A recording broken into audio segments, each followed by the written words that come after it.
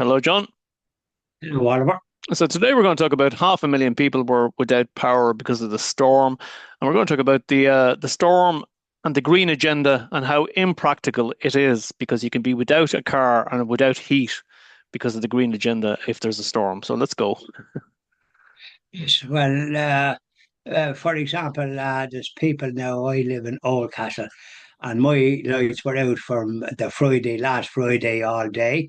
I thought it might be coming on in the evening. I didn't. I knew there was the storm, but there was no. You couldn't connect your mobile phone was no coverage, and so you could connect. You couldn't get any information about it. But anyways, there was we had no electricity, and it was frizz. And I know I had to change from one room to another because I have an alarm that I don't use, but when there's a wind, it suddenly it's making a racket. And I stopped it when the power was still there. In the middle of the night, about 2 in the morning, and then it seemed to make noise again. I went out, and there was no light, so I had to get the torch, and had a job kind of trying to find it, that kind of way in the dark. And I went out, and I saw that there was no power going in, but it was making a noise. So I had to change from where I was into a small bedroom to get away from the noise. So this is what I was subjected to. Now, so the following morning, when it got bright, as soon as as soon as I had something to eat by way of cornflakes or something, because you couldn't boil on them, I scooted off to Navan. I had some business to do there.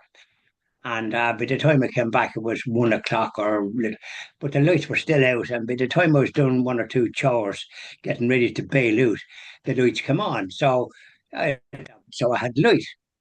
And but people living not too far from me has no lights whatsoever. So I had light. But today, there after you rang, I went to the toilet just for the water the horse, and the light was working. And then when I come back to put on the laptop to check things, because I had no power. So I went out to check the modem, and then I went to put on the light. There was no light. So I rang the ESB, and I might ring the man in the moon. You just get a rigmarole about power being off and that, but not the fact that mine was on and suddenly it was off. So I called down to my cousin. He lives not that far. His lights were all right. So he came up, and his wife had said that she saw a workman out in a place called Booley's, which is not too far from where I am. It's about half a mile or thereabouts, called Booley's, and there was ESB working there. So he went out, the cousin went out, and there was an ESB fella there, but apparently an ESB pole fell and disconnected everything, or whether a tree fell in it or what.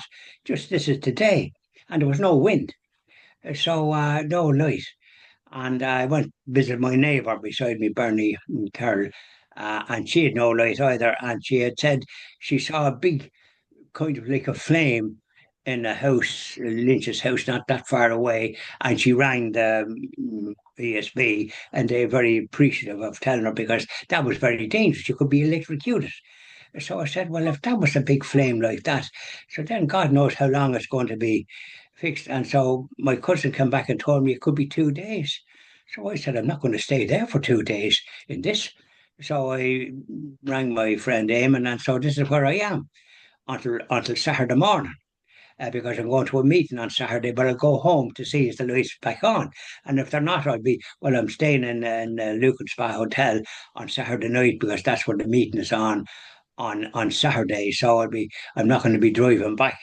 It'll be on until 5 or 5:30. You know the way it's dark and that, and Okay, I'll I be just up want ready to go. to. The thing is that what I was hoping to discuss with you, we've got it way off track now, is the Yeah, green agenda. Okay, so if we were to follow the green agenda, okay, there's 500,000 people without power. And if you were to go all green and live by the principles of this climate stuff, okay, and the green agenda, that would mean you'd have an electric car and you'd also have everything electric in your house and you'd have no open fire. So, in other words, what would actually happen to you is you'd freeze to death and then you would. you couldn't even escape. You couldn't hop into your electric car because there's no electricity to charge it. So, how in God's earth does it make any sense? It doesn't make sense whatsoever. And quite frankly, you hit the nail on the head.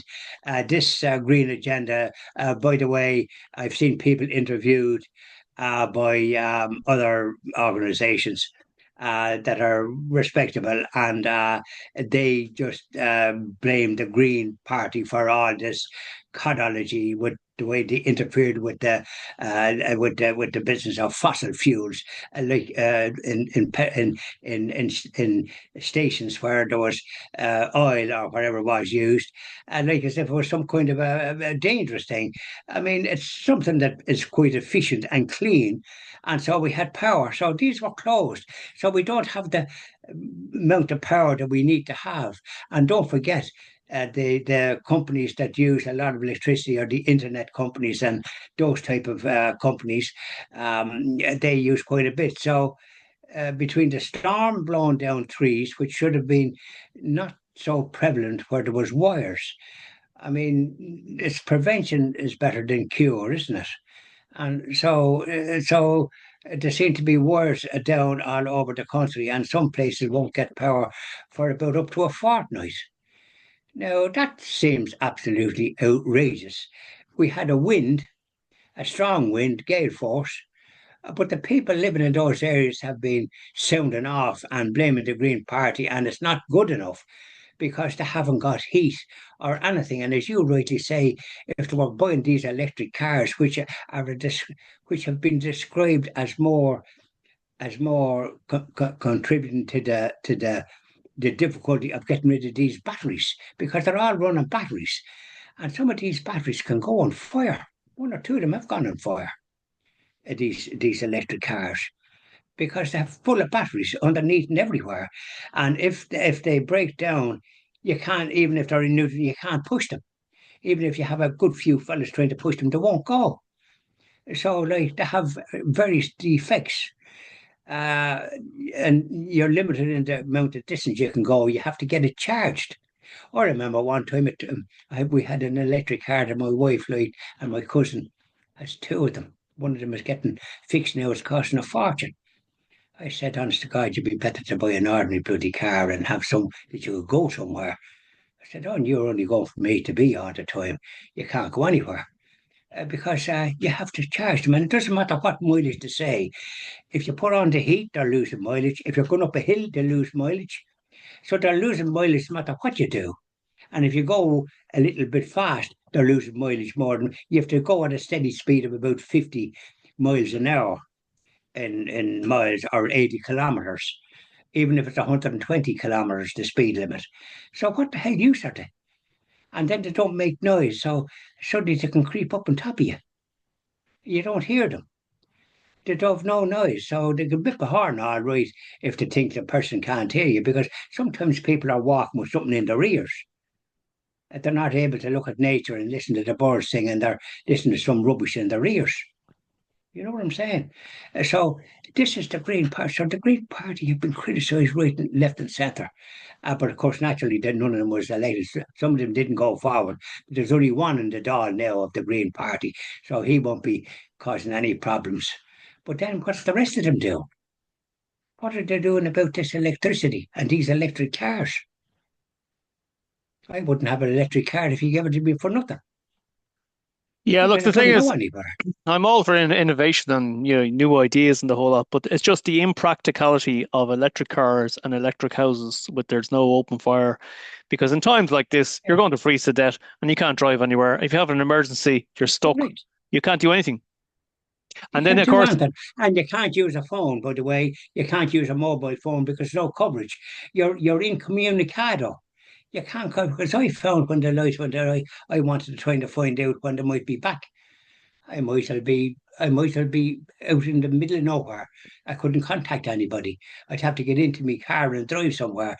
But I thought the lights would come on. Oftentimes when there was an outage, they'd come on after a few hours.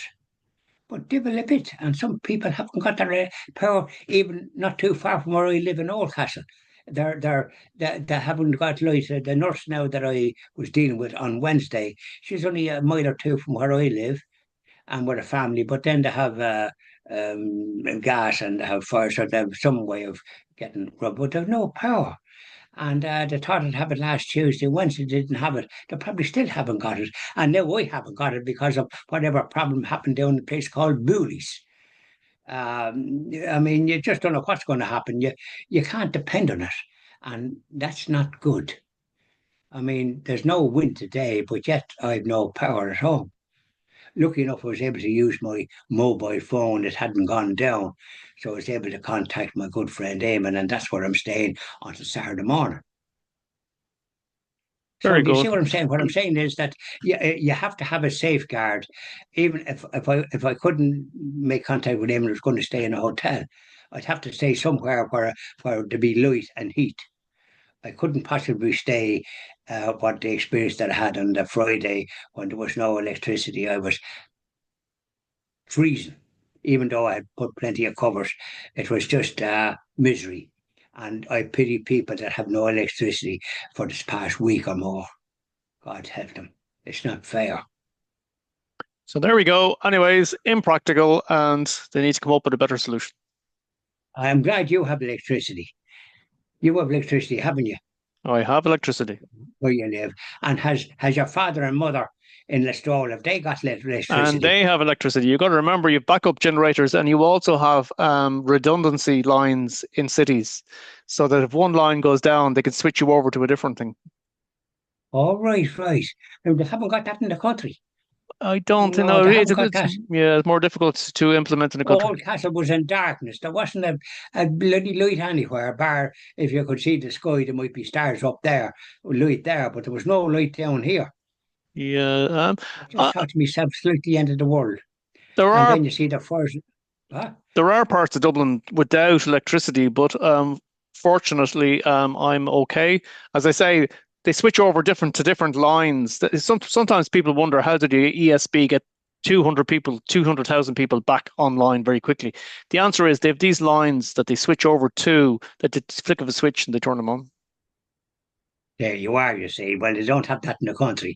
The people in the country suffer a lack of services. If they don't have their own transport, be it a car or even a bloody bicycle, they're banjacks. They can't go anywhere. And especially if there's what I call a newtage. And far too frequent as far as I'm concerned. And there's nothing worse than suddenly finding yourself without electricity. You can't turn on nothing, you can do nothing. Lucky enough, me mobile phone was still operating, but it wouldn't be long before that had have gone down. But so here I am now, plenty of light, and no fear of it going off just all of a sudden, like what mine went off there today. After I was finishing talking to you. Yeah, went off. So there you Okay, go. Oliver. So there we are. We have a bit of a power where we happen to be. You have power where you are, and I have power as well. I'll That's talk to it. you when we're finished. I want to say something. I want to just check with you something. Okay, Oliver. All right, thanks, God bless. Sean. Bye bye. Bye.